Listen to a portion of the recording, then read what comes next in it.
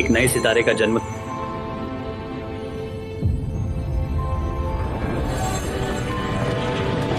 Dolo दालू में अब एक बिल्कुल ही नया और बेलिदा मोड़ आने वाला है। शाओची सो गई है। सान, मैंने देखा आप काफी गंभीर लग रहे थे। क्या ये फिर से डोलो दालू की वजह से है?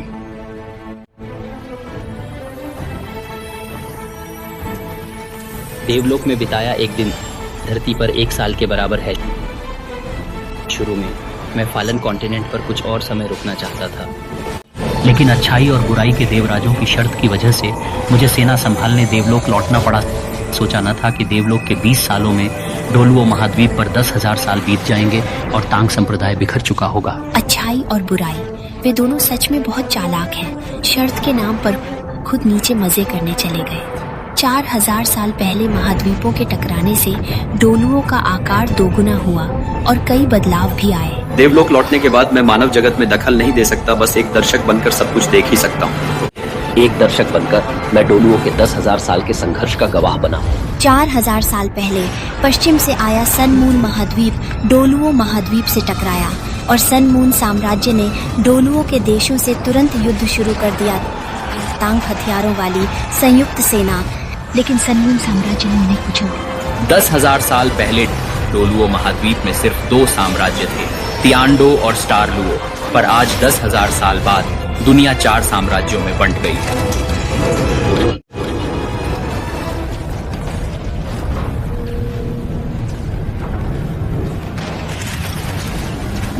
तांग संप्रदाय का पतन भी तभी शुरू हुआ। 4,000 साल के संघर्ष के बाद तांग संप्रदाय वैभव से गिरकर अब पूरी तरह बिखर चुका है। भले ही मैं एक देव राजा हूं, फिर भी मैं बस बेबसी से तांग संप्रदाय का पतन देखता रहा। भाई, तुम्हें इतना ज्यादा नहीं सोचना चाहिए।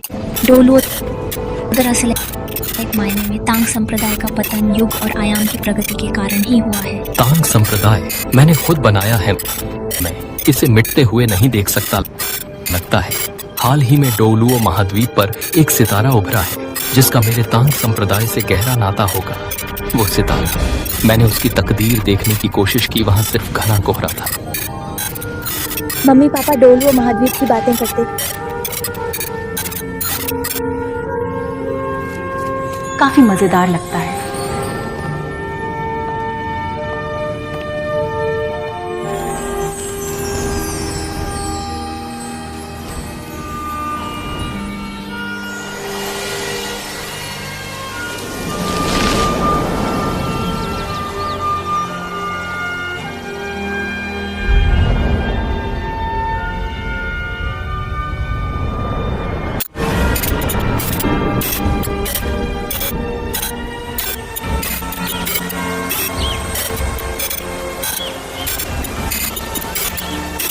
इतनी सुबह सुबह ही हम दोनों को गश्त पे लगा दिया।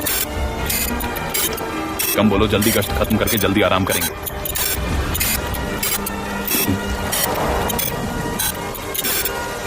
कौन हो जनरल की हवेली में घुसने की जुर्रत?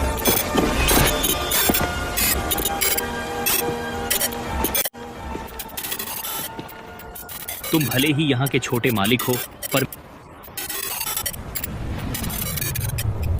मेरा नाम अब से दाई नहीं है। याद रखना कि आज के बाद से मैं हुओ हूँ। क्या तुम हवेली में जाने के लिए आए हो? मैं छोड़ रहा हूँ, हमेशा हमेशा के लिए छोड़ रहा हूँ इस बेहद गंदे और मुर्दों के इस घर को। क्या तुम सच में पूरी तरह पागल हो? जानते हो यहाँ का मालिक कौन है? जानते हो उनका रुतबा कितना ऊंचा है? मुझे अच्छी तरह पता है। मैं जानता हूँ कि वो एक नंबर का बहुत बड़ीदा कमीना है।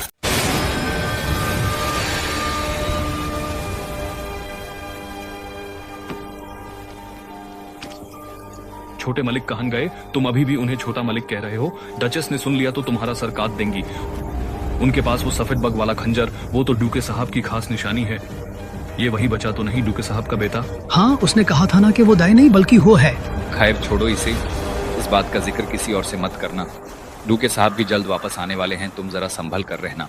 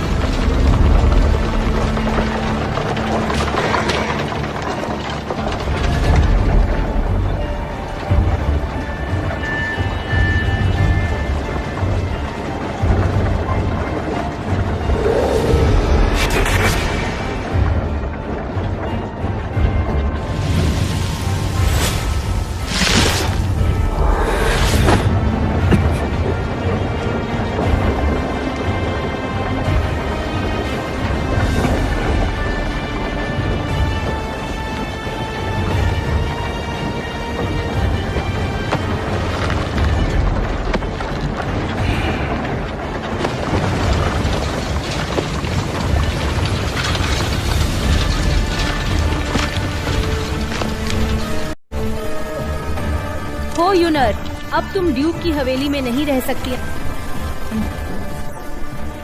आज से लेकर तुम्हें पिछले आंगन की उस कोठरी में ही रहना होगा। सिर्फ वही एक जगह है जो अब तुम्हारे लायक है, और अपने उस मनहूस बच्चे को लेकर कोठरी में दफा हो जाओ। कोठरी में दफा।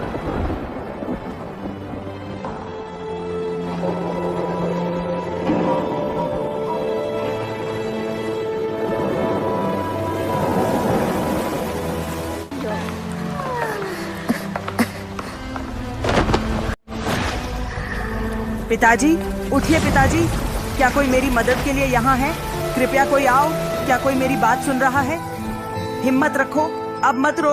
मुस्कुराओ बेटा, मेरी बात सुनो। इसे व्हाइट टाइगर खंजर के नाम से जानते हैं। तुम तो उन्हीं के बेटे हो, इसलिए अब तुम्हें इस खंजर को अपने साथ लेकर जाना होगा। जिंदा रहना, जिंदा रहना।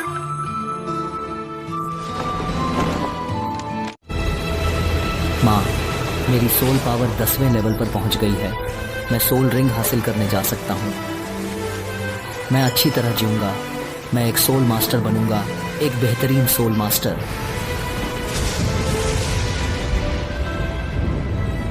10 साल, 20 साल या फिर 50 साल, मैं अपना पूरा जीवन लगा दूंगा केवल आपको यह साबित करने के लिए।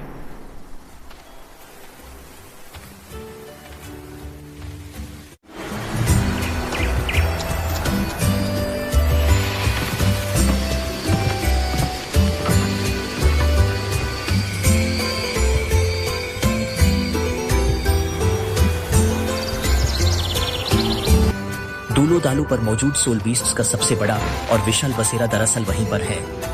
मैं इन सोल बीस्ट्स का शिकार कर सकता हूँ। सोल बीस्ट मरने पर सोल रिंग उभरता है। सोल बीस्ट को मारकर उसका सोल रिंग अब्सॉर्ब करने से कल्टीवेशन की रुकावट को तोड़ा जा सकता है। बस एक सोल रिंग मिलते ही मैं इन सोल स्कॉलर से सोल मास्टर बन जाऊंगा।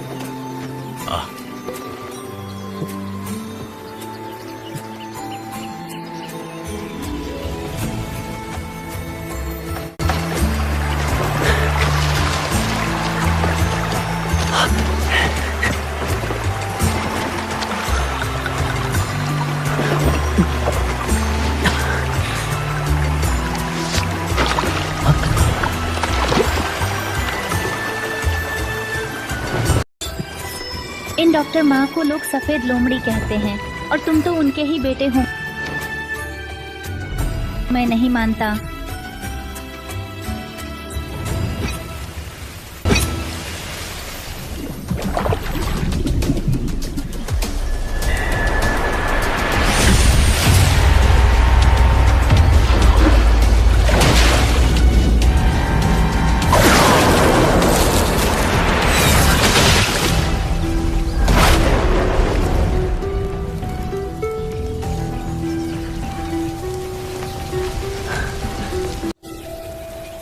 कितनी अच्छी खुशबू है।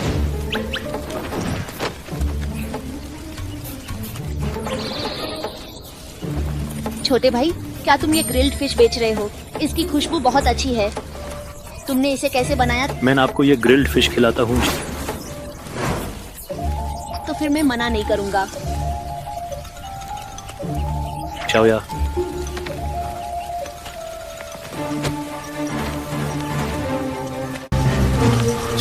छोटे भाई ने अभी तक कुछ खाया भी नहीं और तुम बस पहले ही खाने लगे। तुम मुझे क्या सिखा रहे हो? अच्छा बाबा, मान गया टीचर शाओया। अब तो सब ठीक है ना? अब हुई ना बात। अपनी हैसियत याद रखो। बड़े भैया, आप भी खाइए। छोटे भाई, तुमने तो खाया ही नहीं। ये मछलियां नदी से पकड़ी डडी हैं क्या? कोई बात नहीं, मैं और भून लूंगा।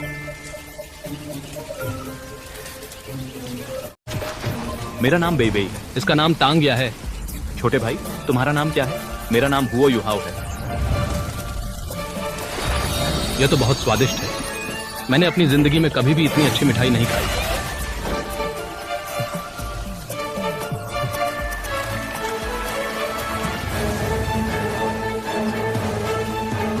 बेई भैया, तांग दीदी, अब मुझे चलना होगा। तुम कहाँ जा रहे हो? ये जगह सुनसान है और ये स्टारडू फॉरेस्ट से ज्यादा दूर नहीं है जहाँ सोल बीस्ट्स रहते हैं। चिंता के लिए शुक्रिया। फिर मुलाकात होगी। कहीं ऐसा तो नहीं कि वह उस स्टारडो फॉरेस्ट की तरफ ही जा रहा है? मुझे उसमें थोड़ी सोल पावर महसूस हुई है। हो सकता है वह सोल रिंग हासिल करने जा रहा हो। उसकी सोल पावर बहुत कमजोर है। बिना तैयारी के स्टारडू फॉरेस्ट में जाना जानलेवा हो सकता है।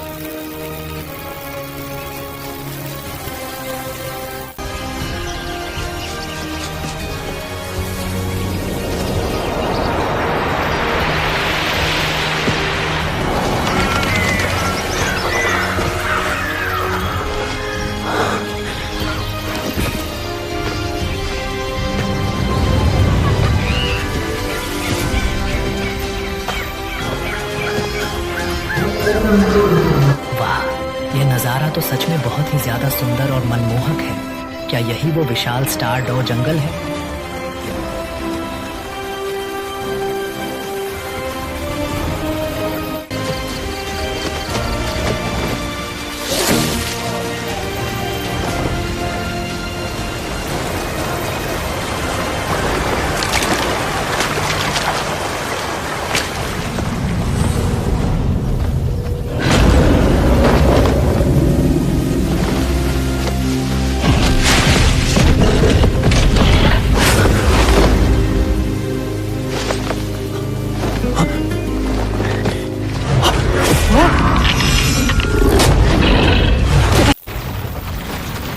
वह बहुत तेज है, उसका पीछा करो।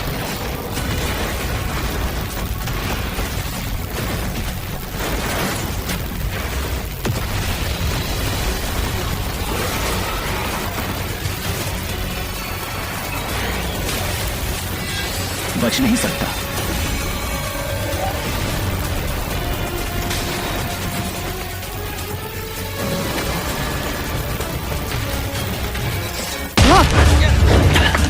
松手！放开我！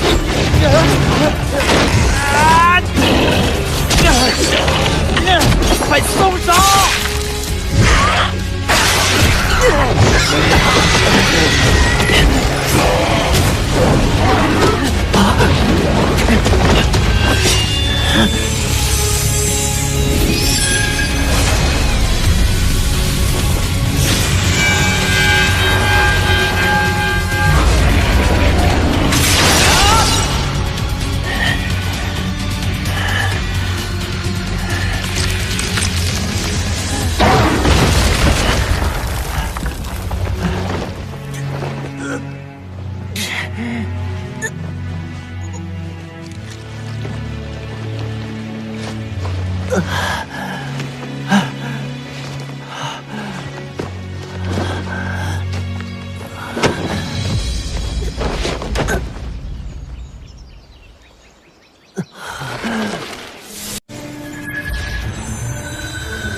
！कितना सुंदर है।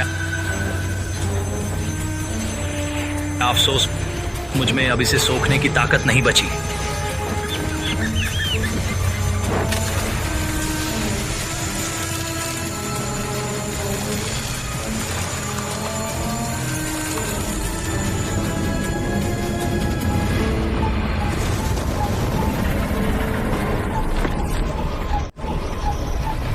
यहाँ अचानक से बहुत ज्यादा ठंड हो गई है।